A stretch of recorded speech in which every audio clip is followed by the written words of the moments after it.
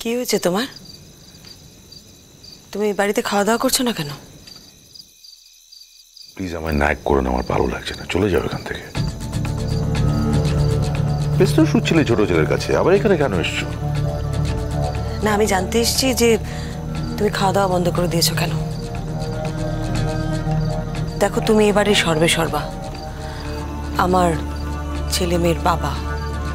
এখন তুমি যদি এরকম মন মরা হয়ে থাকো, খাওয়া দাওয়া না করো, তাহলে তো এবারের সকলের চাপটা আমার উপর এসে পড়বে, তাই না? সেই ওই চাপটা তোমার উপরে এসে পড়বে বলে তুমি এখানে এসেছো, আদারওয়াইজ তোমার কিছু যায় আসে না। আর দুদিন বাদে তোমার ছেলের বিয়ে, একটা নতুন মেয়ে আসবে কিন্তু এ বাড়িতে। সেটা তুমি বোঝার চেষ্টা করেছো কখনো? তাতে তোমার কি যায় আসে? বোঝার চেষ্টা করেছি বলেই কিন্তু আমি তোমার সাথে কথা বলতে এসেছি। আচ্ছা, একটা কথা বলো তো, এরকম হলে কি ভালো হয়? মানে আমি যদি এ বাড়ি থেকে চলে যাই, তাহলে কি তোমার জীবনে সব সুখ শান্তি ফিরে আসবে, তোমার মুখের হাসি ফিরে আসবে? আমাকে বলো তো সে কথাটা। এটা হলে তোমার খুব সুবিধা হয় না, লোকের চোখে আমায় ভিলেন প্রতিপন্ন করতে। ও, আমি এ বাড়ি থেকে চলে গেলে তুমি সবার কাছে ভিলেন হয়ে যাবে, সেই জন্য আমায় কথাটা বলতে পারছো না? এই প্লিজ, এখানে না কথার জাল ছড়িয়ে না, আমার ভাল লাগছে না, জাস্ট গো। আমি কোনো কথার জাল ছড়াতে আসিনি, আমি শুধু জানতে এসেছি তোমার কি হয়েছে, তুমি কেন খাওয়া দাওয়া করছো না? কি হবে আমার? আমাকে তো একেবারে জীবনের শেষ প্রান্তে নিয়ে চলে গেছো তুমি। আমি যে একটু সুখে শান্তিতে থাকতে চাই, সেটা তোমার পছন্দ হচ্ছে না। আমার এত ক্ষমতা? আমি সত্যি জানতাম না গো, আমি তোমার জীবনটা একেবারে শেষ প্রান্তে নিয়ে চলে গেছি। আর মা একটা কথা বলে না, আর গুণ নেই, ছাড় গুণ আছে। আমি সেই একই কথা বলছি।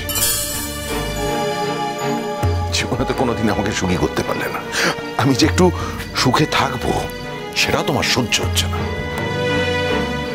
দিনের পর দিন ছেলে মেয়েদের সামনে আমাকে ছোট করে চলেছ। কোথায় নামিয়েছ আমাকে? আমার জীবনে কোনো বেঁচে থাকার অধিকার আছে এরপর? জুনের ঘটনাকে নিজের মতন ইন্টারপ্রেট করে, নিজের মতন সাজিয়ে এমন ভাবে প্রেজেন্ট করছো যাতে তাদের চোখে আমি নেমে চাই আমার ছেলে মেয়েদের কাছে, আমার বাবা মার কাছে। কোথায় নামিয়েছো আমাকে? বড় বড় কথা। আমি তোমাকে কোথাও নামাইনি গো, তুমি নিজে নিজে নিচে নেমেছো। আমি খুব ভালো করে জানি তোমার মন খারাপ কেন।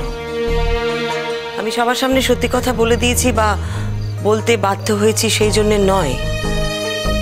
তোমার মন খারাপ কারণ জুন এ বাড়িতে আসতে পারছে না বলে। শাট আপ শ্রীময়ী, এই বাড়িটা তোমার নয়, বাড়িটা বাবার। তুমি ডিসিশন নেবার কে? যার ডিসিশন নেবার বাবা মা নিতে পারে। বাবা মা যদি না চায় জুন এখানে আসবে না, জুন আসবে না। আনফর্চুনেটলি বাবা মা দুজনেই চায় জুন এখানে আসুক। সো তুমি সেটা আটকাবে কি করে? আমি আটকেছি কোথায়? আমি কোথায় প্রতিবাদ করেছি? আমি কখন বলেছি জুন এ বাড়িতে আসবে না? আমি তো জানতে চাইছি জুন এ বাড়িতে আসছে না কেন। কি করে, কোন মুখে আসবে? তুমি যে অপমানটা তাকে করেছো সে কোন মুখে আসবে? তার তো মান সম্মান বোধ আছে, সে তো রাস্তার মেয়ে নয়। শোনো, রাস্তার মেয়ে কিন্তু কেউই না, সবারই কিন্তু একটা মান সম্মান বোধ আছে। ওখান থেকে ফেরার পর আজ অব্দি জুনের সাথে আমার দেখা হয়নি, কথা পর্যন্ত হয়নি, তাহলে আমি ওকে অপমানটা করলাম কখন? আর যখন আমাদের দেখা হয়েছিল আমি ওকে কি বলেছিলাম তুমি তো ভালো করেই শুনেছিলে। আমি শুধু ওকে জন্মদিনের শুভেচ্ছা জানিয়েছিলাম, ব্যাস, আর কিচ্ছু না। আমার জ্ঞান মতে আমি তো আর কোনো কথা বলিনি জুনকে। সেই পিছন থেকে খেলছো না? বাড়ির সকলের সামনে জুনকে ছোট করেছো, হেয় করেছো, আমার সঙ্গে জুনের নাম জড়িয়ে নানান রকম বাজে কথা বলেছো। আচ্ছা, সবটাই বাজে কথা? হ্যাঁ, সবটাই বাজে কথা। আমি জুনকে নিয়ে একটা হোটেলে উঠেছিলাম, সো হোয়াট? আরে আমার অফিসের মিটিং শেষ হয়ে গেছিল, সবাই ফিরে গিয়েছিল, আমি জুনের জন্মদিন সেলিব্রেট করতে চাইছিলাম। আমাদের তো কোথাও একটা উঠতে হতো নাকি রাস্তায় বসে থাকতাম আমরা ওই রাত্রির বেলা? একটা ভদ্র সভ্য হোটেল বুক করেছিলাম, তাতে স্যুট বুক করা হয়েছিল। অবশ্য স্যুট কি সেটা তো তুমি জানো না। স্যুটে না দুটো ঘর থাকে, তার একটাই আমি ছিলাম, একটাই জুন ছিল। আর অমনি তুমি ধরে নিলে যে আমি কিচ্ছু ধরে নিয়ে নিগো, কিচ্ছু ধরে নিই আমি। ধরে নেবার কি আছে?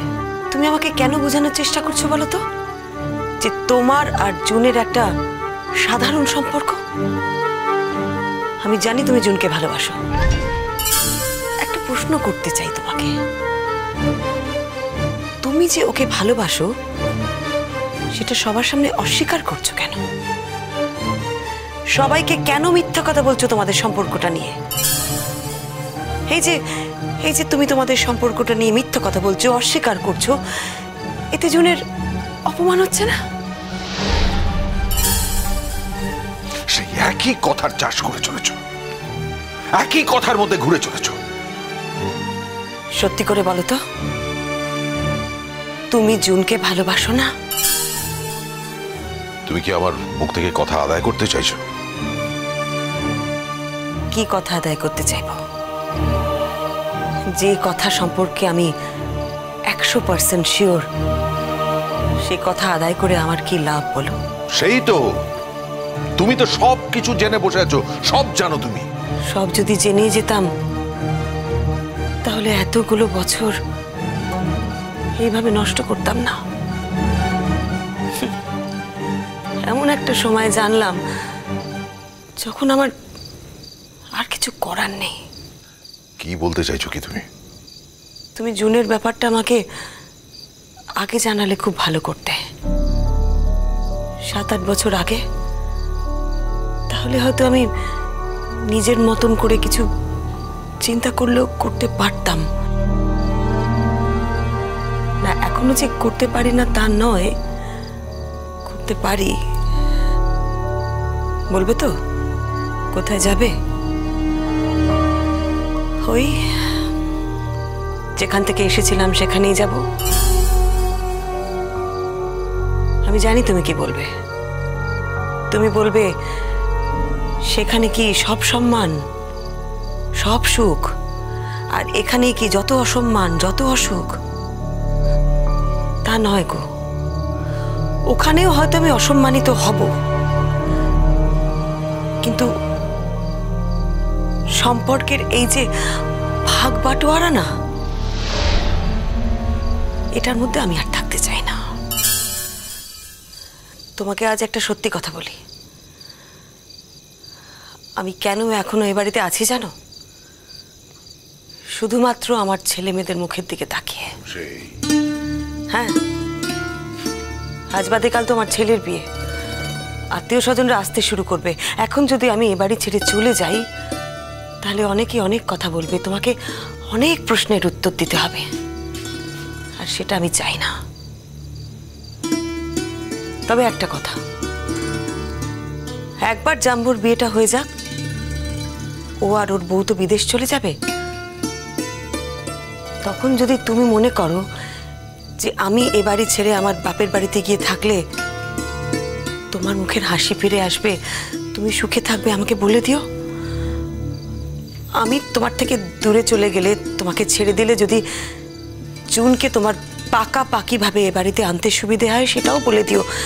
কথা শেষ? দুটো কথা।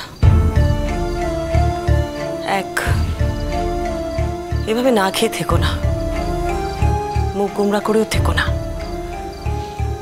দেখো, বাড়িতে তো একটা বিয়ে, আত্মীয় স্বজন আসতে শুরু করবে। তুমি যদি এইভাবে থাকো, মানুষের মনে অনেক প্রশ্ন জাগবে, সেটা ঠিক না। আর 2 নম্বর কথাটা হলো, ওই যে বললাম,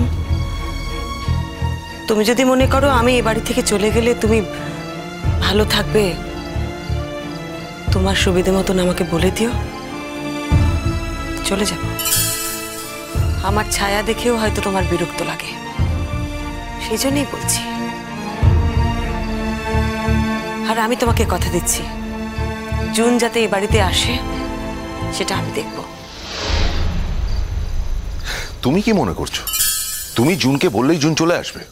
আমার কথা শুনে আসবে কিনা জানি না, তবে জুন তো এবারে সবাইকে ভালোবাসে।